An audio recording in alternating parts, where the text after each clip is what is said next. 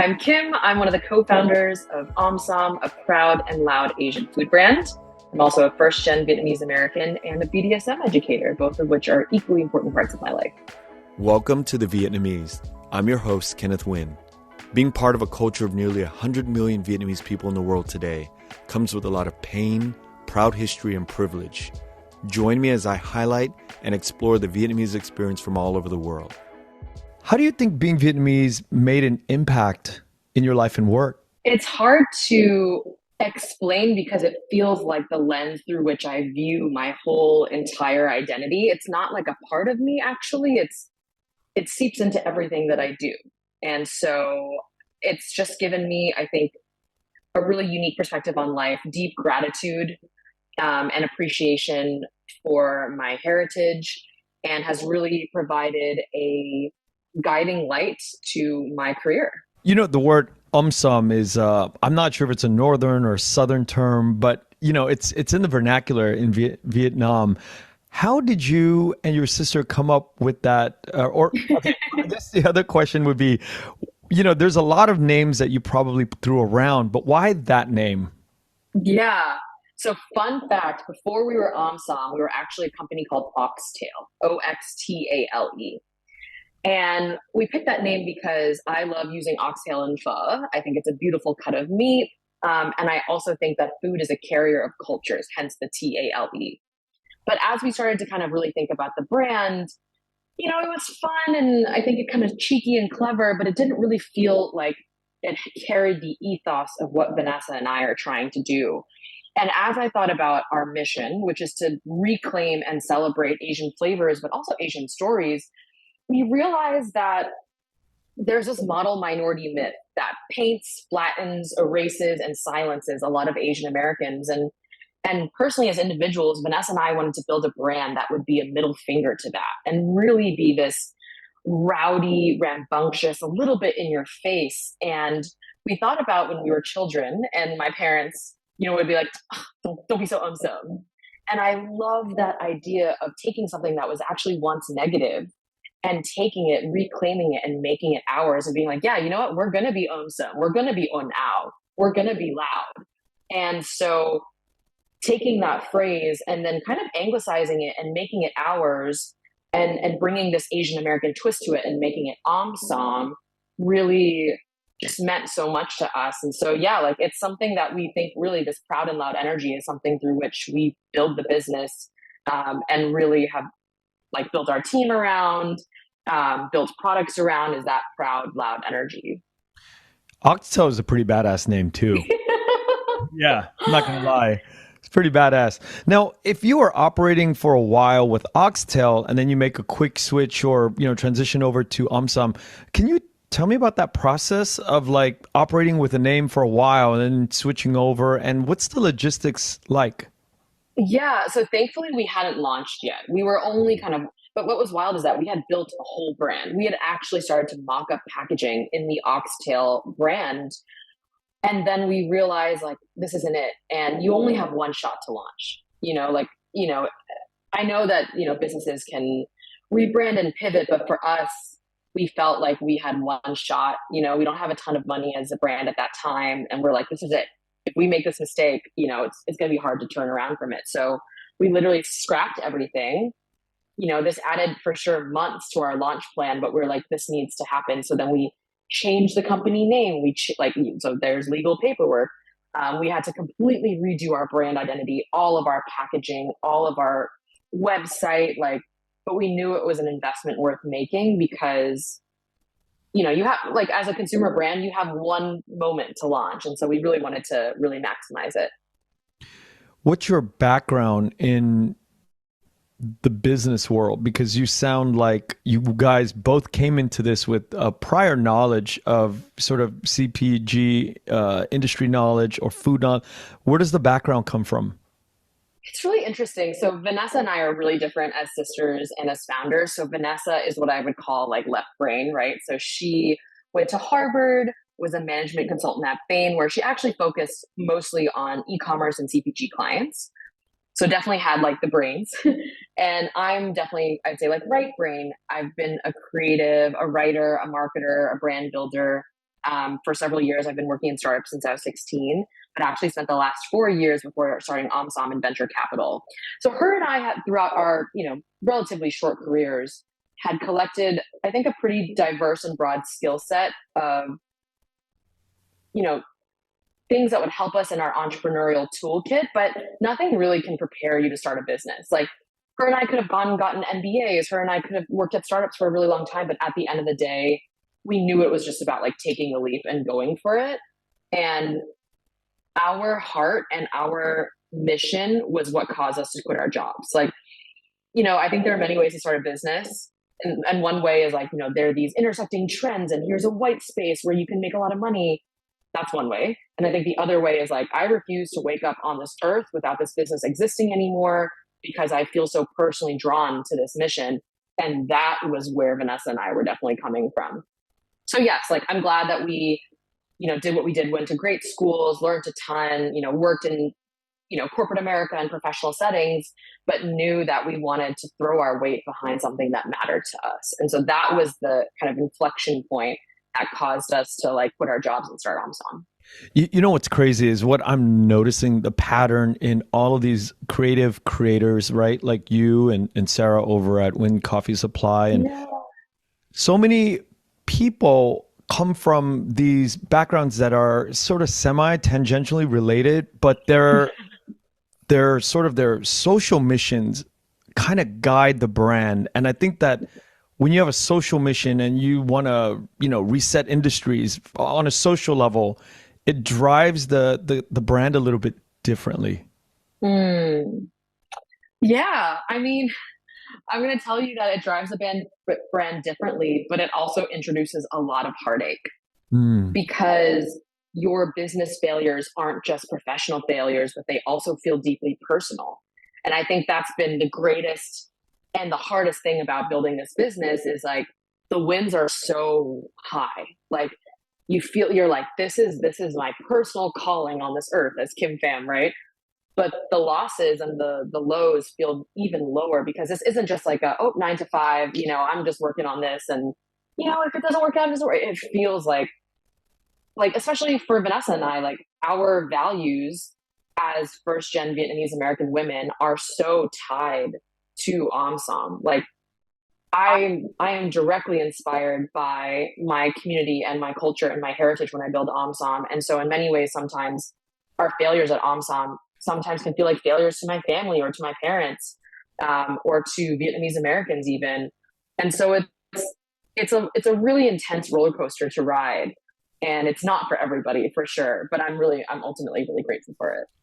Do you mind if I ask you what the lows and the bottoms of the roller coaster rides have been for you? It's like every day, like in the same day that we, maybe secure an investor check or we make a really great hire, in that same day, in the same like 8-hour time span, there's also a huge supply chain issue, or we have to throw away tons of packaging because there was a misprint, or, or we found out that we didn't get into a store. Like it's literally every day that there are little failures. And I think my biggest learning curve as a founder is just learning how to rock with all of it and not to feel like jerked around.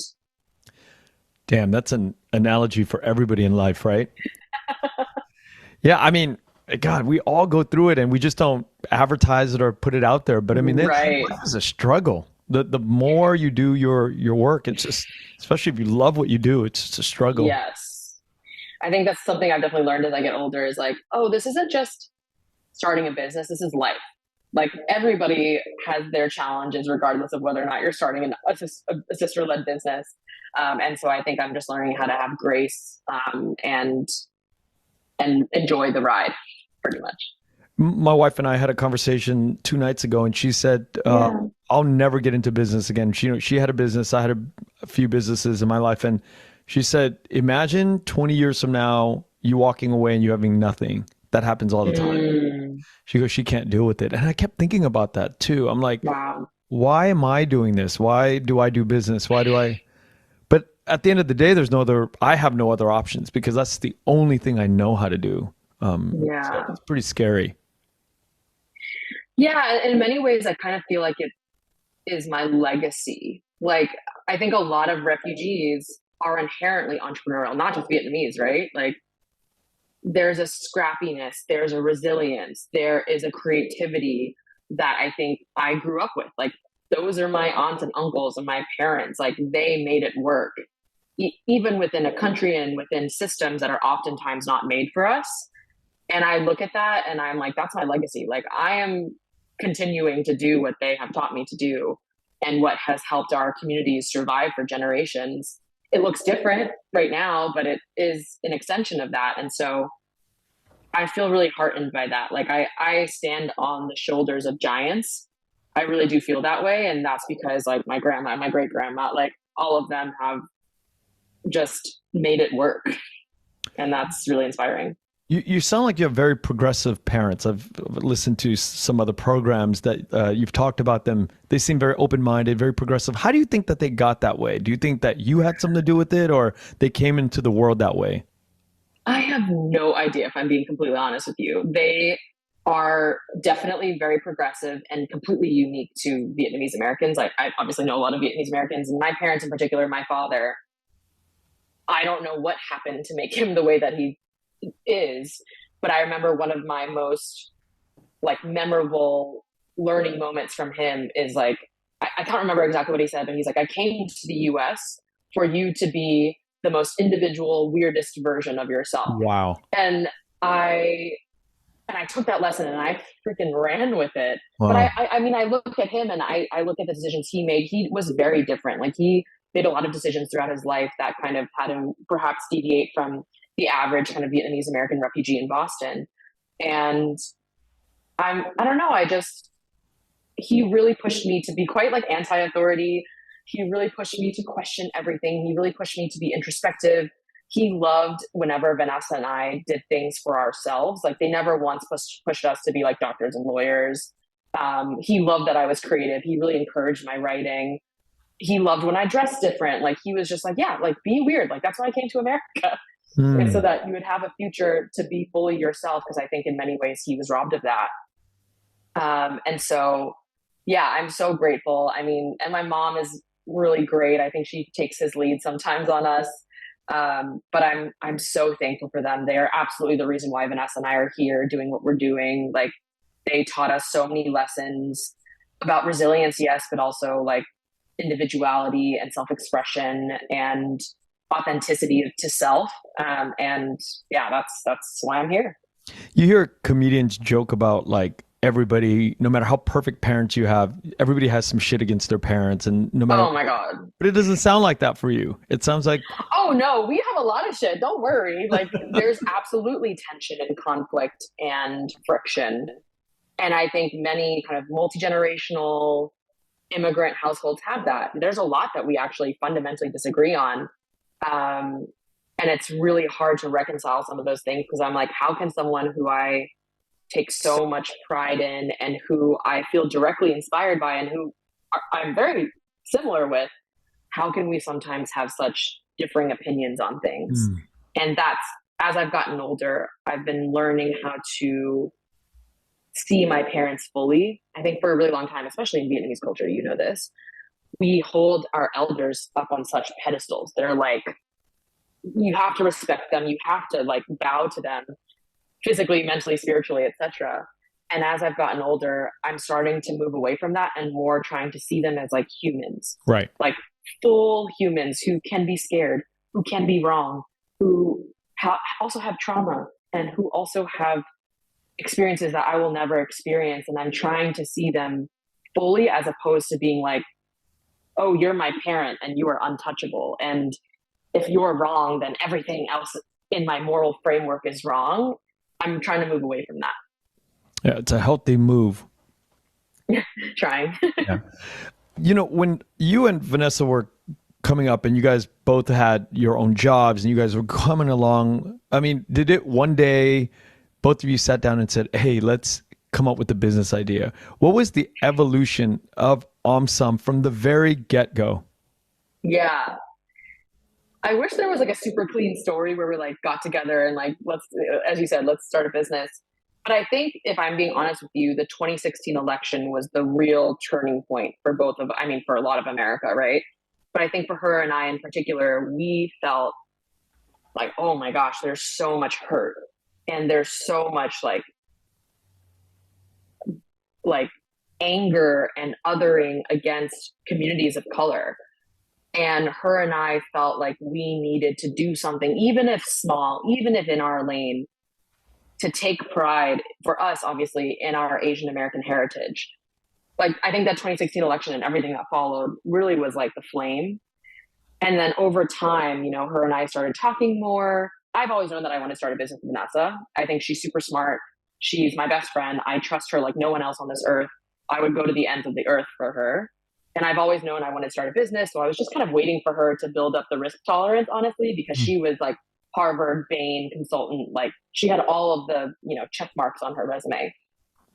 But I think Vanessa, she's coming up on year 2 at Bain. I had quit my job. I was living in London and I was backpacking through Latin America, and Vanessa met me down in Bolivia.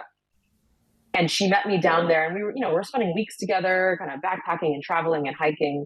And I remember on one of the hikes, she kind of turned to me and she was like, I think I'm ready to leave Bain. And I think I'm ready to build something that means something, that has impact. And I kid you not, I felt like I had been waiting my whole life for her to say that to me. And I was like, oh, that's really interesting. I mean, of course I'm down. I'm ready to go. Let's go. But I'm curious, like, why do you want to, like, why now?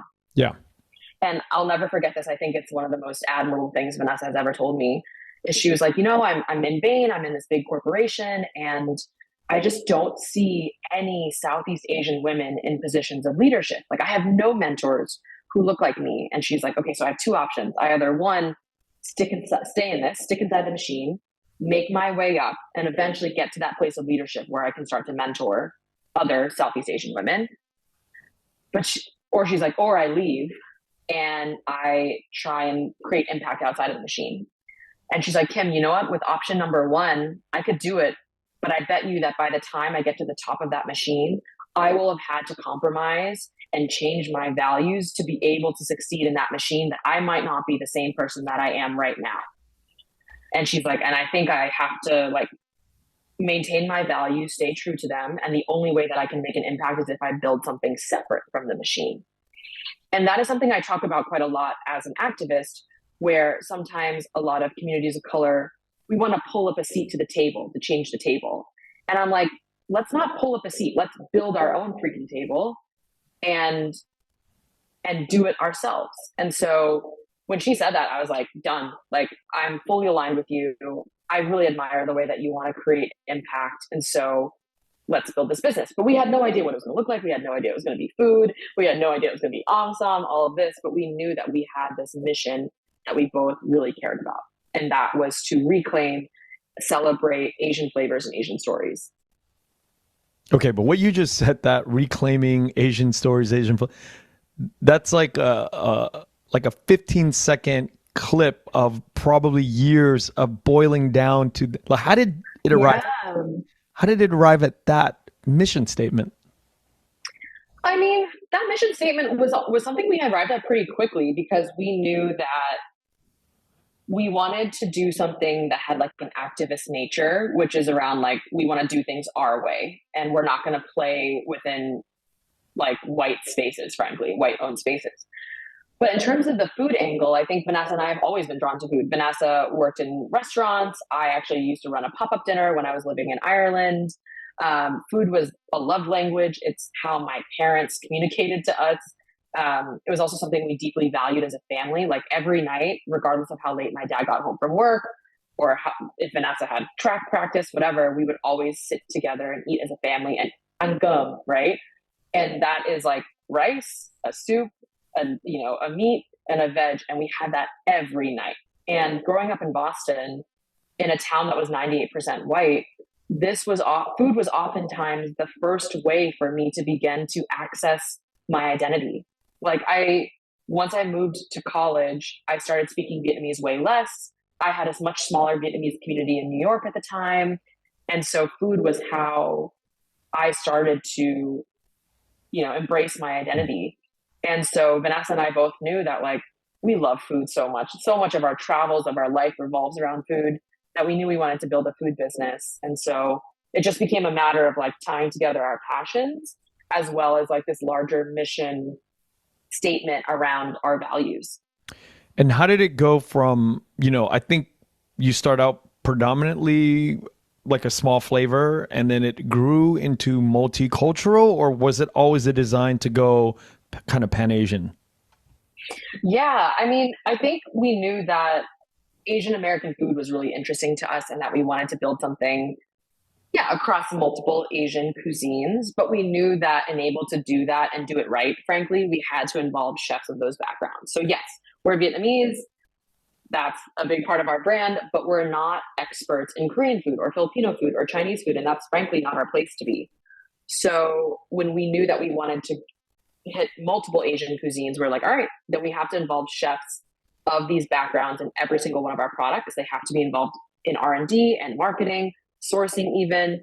And on top of that, they're going to get a royalty fee. So for all the products that we sell, all of our chefs get a percentage of the sales because it's important for us that if we're building this radical business that is trying to reclaim these flavors, then we have to do it the right way, which means compensating folks of these backgrounds every step of the way.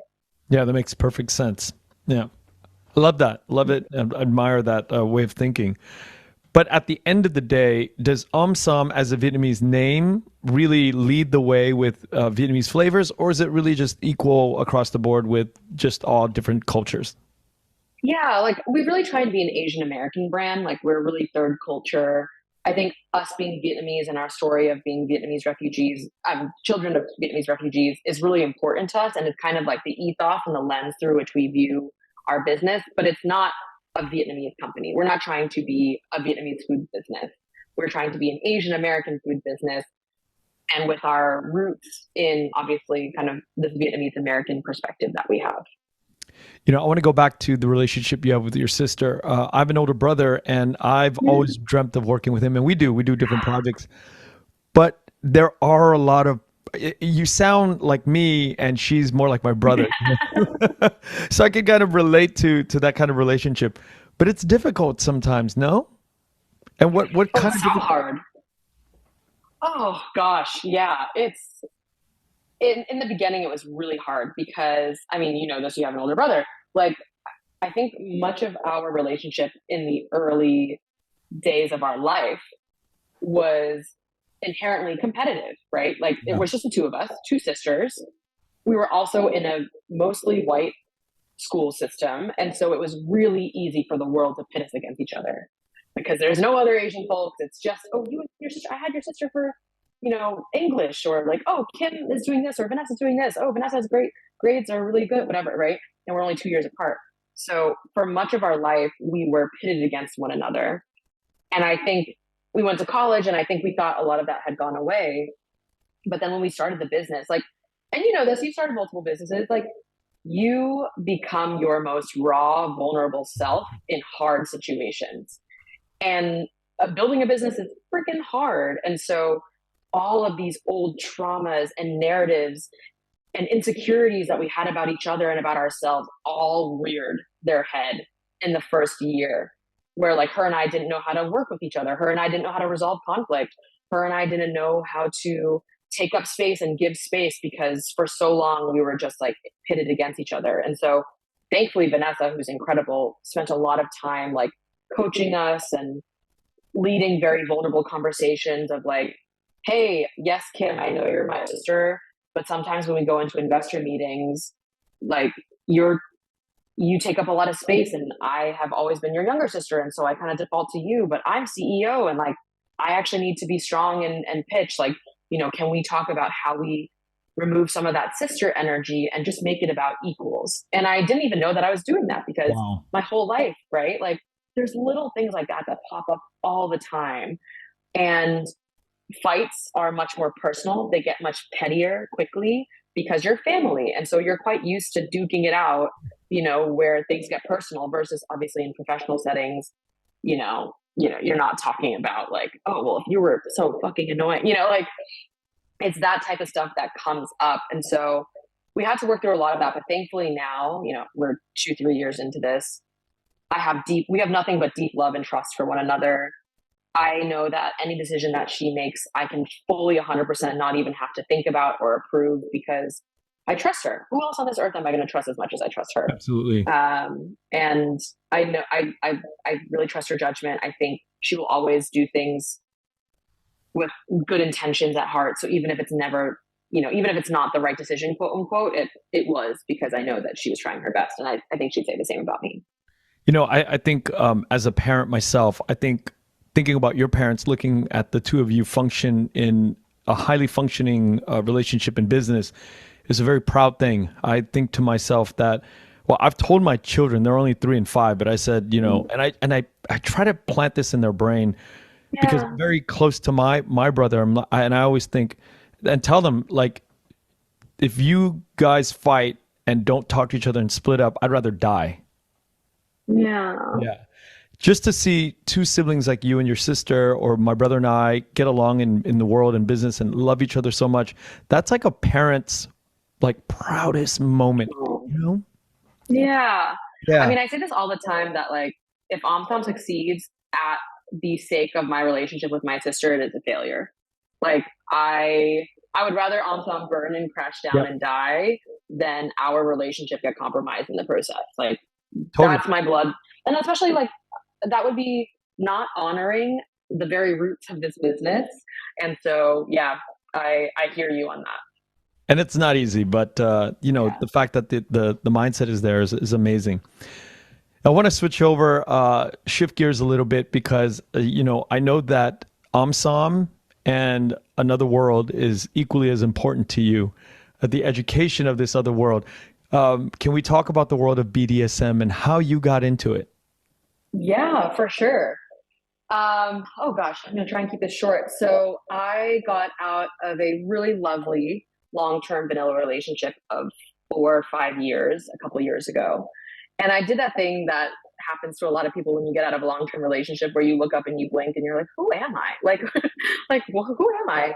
And I think as part of that introspection and excavation of self, I realized something that I've spent a lot of time thinking about, which is around like sexuality, play, and connection. And in particular, I think for a lot of Asian women in this country and around the world, honestly, our perception of our sexuality is very much rooted in colonialist ideas of femininity, softness, and frankly, submissiveness. Like you think about anything from like Miss Saigon to Madame Butterfly to gosh, like countless like Full Metal Jacket, like a lot of these films because the West's first encounters with Asian women were often in like sex work uh, environments. There became this idea that Asian women have to be submissive. Asian women have to kowtow to men, and in particular Asian white men. Sorry, and it just didn't sit right with me because in the same way that I work at OMSOM to dispel myths around Asian Americans, I also want to do that around Asian American women and our sexualities. And so BDSM kind of became the vehicle for me to explore what it's like to build intentional connection and intimacy in ways that are fully rooted in consent, care, and communication.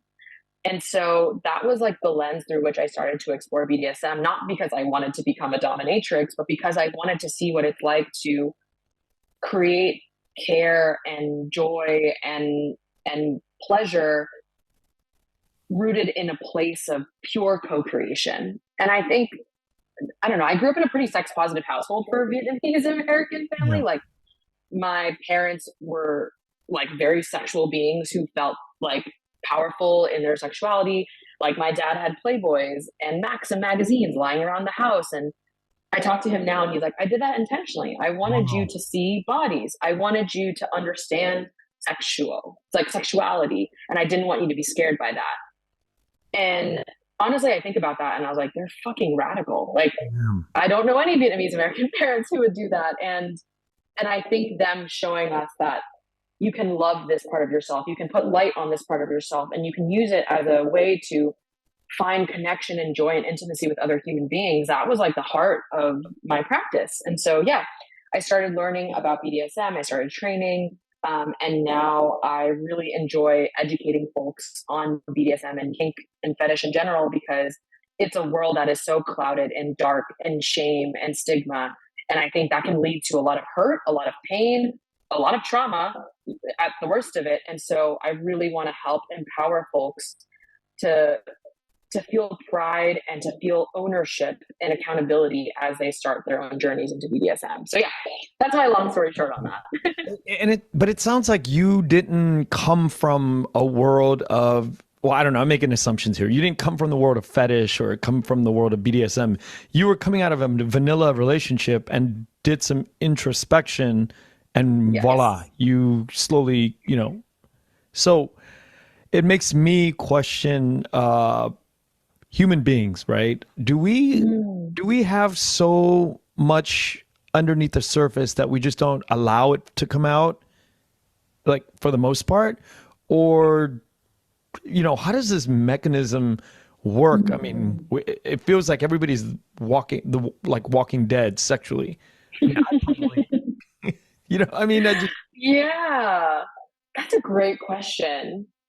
I do feel like because of the shame and the stigma that societally we have put upon our sexuality, especially for women, especially for queer people, especially for people of color, we pack on trauma, insecurity, shame, ego, and that oftentimes stops us from being fully authentic to our desires and to ourselves with our partners. Do I believe that everyone's kinky? I don't know.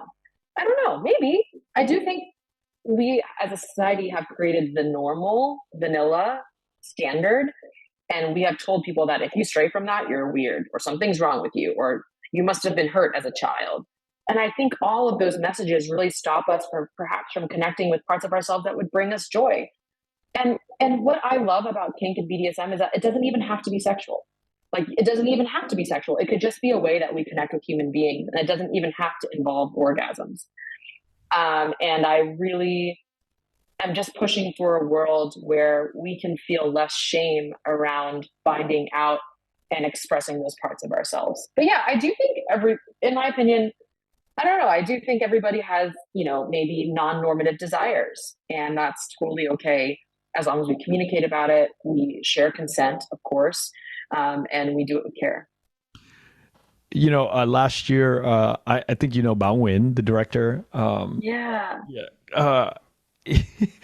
He and a group of friends of his were at a dinner, and then they took I think there's a test that you could take online. Oh, yeah.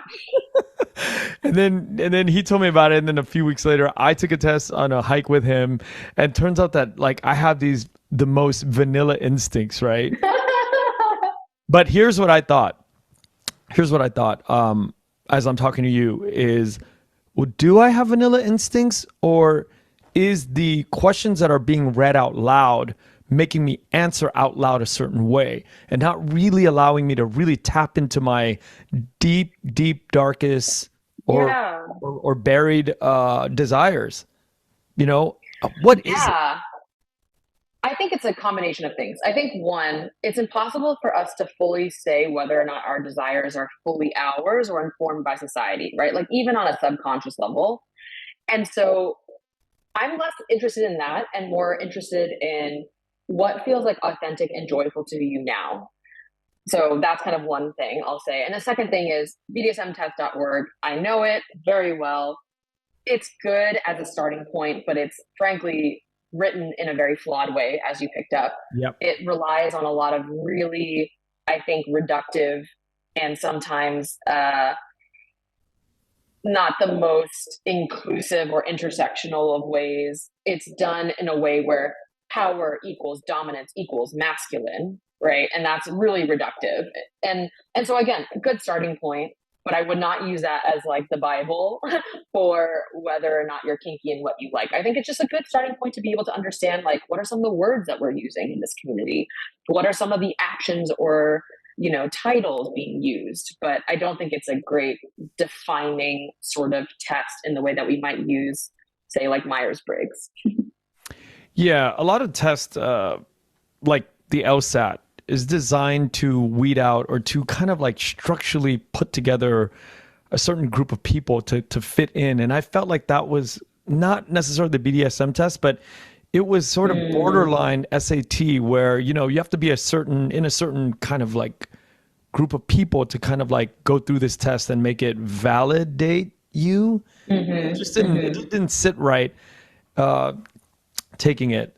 But then now I want to cross back over into food using this analogy. Yeah. At what point in your flavor testing cycle do you know that you've hit the right flavor? Because just like the BDSM, test and flavors, how do we know when we hit the right tone, the right vibes, the right mood?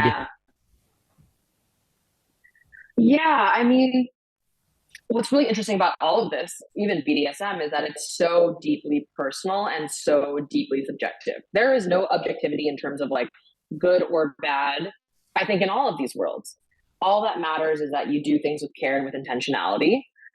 I've never even drawn this parallel before, but now I'm like thinking about it. And I'm like, whoa, yeah, that's really interesting. With Omsom in particular, with R&D, we're not trying to create the best, like, anything. I mean, I hope that it's very tasty and very delicious and is category winning. What I mean by the best is that there is no singular way to experience an Asian flavor or an Asian dish or an Asian cuisine, right? So all that we can do is work with our chefs, honor their legacy, their community, their cuisine as best as we can, treat it with as much cultural integrity as we possibly can, and ultimately create a damn delicious product that is a chef's version of a dish. I will never say that my products are representative of Asian dishes. I will never say that they represent Asian cuisines or even Asian communities. That's not what we do. And I think when we set anything up to represent something, we set it up to fail because there's no singularness in a lot of these topics that we're talking about. And so, for example, like even with our yuzu miso glaze that we work with Maiko at Beso here in New York with. This is, again, not the only yuzu miso yaki that should ever be made, but this is her version of it that we love, that we know is tasty, that we've balanced across our palates, her palates, as well as consumers. And that's how we kind of end up triangulating around a specific formulation. But there is no one way to make it best. And I kind of love that about food. And I love that about human connection. And I love that about BDSM is that there is no one right way to do anything. And so almost what matters more is the process versus the final result. Although the final results are very tasty. If only the world can embody this sort of ethos and this way of looking at it, because it's inclusive. If you think about it, right? It's open and it's inclusive at the same time. And the parallels that you have in your personal life with BDSM and then your public life at Omsom, it's all of it is in sync. And I really look forward to, hearing more about the development and watching the brand as the years go along. Now, have you been to Vietnam? I have. Yeah, we used to go before the pandemic quite often. My mom's entire side of the family is still in Vietnam. What part? Right now, I believe most of them are near Saigon. Yeah. Yeah. It's a wonderful place, isn't it? Yeah. I mean, in another life, when I'm not working on this business, I would love to spend more time there and actually like start a restaurant or a bar there. Yeah, that would be the dream. It's really fun. Where can we find Omsom? Yes, you can find us online at omsom.com and at Omsom on Instagram. You can also find us in every single Whole Foods in the US. So you can walk into any Whole Foods and you can find Omsom in the international aisle. Very cool. And we can also find you on TikTok, right? Yes. On TikTok, we are Omsom. And then if you want to find me personally, you can just find me at Kim of the Internet on all of the platforms, Instagram, TikTok, all of the things. Very cool. Kim, thank you so much today. I really had a great time getting to know you, and hopefully, we can hear more about the product and your whole path on future episodes. Awesome. Thanks so much for having me. Thank you. Thank you for listening to The Vietnamese with Kenneth Nguyen. The Vietnamese is produced by Brittany Tran. Special thanks to Jane Nguyen, Catherine Nguyen, Tina Pham, Sydney Jamie, and Christo Trin. Please find us on Instagram, Facebook, and TikTok at The Vietnamese Podcast. You can also find us on YouTube, where you can subscribe, like, and comment. Please rate and give us a review wherever you find our podcasts.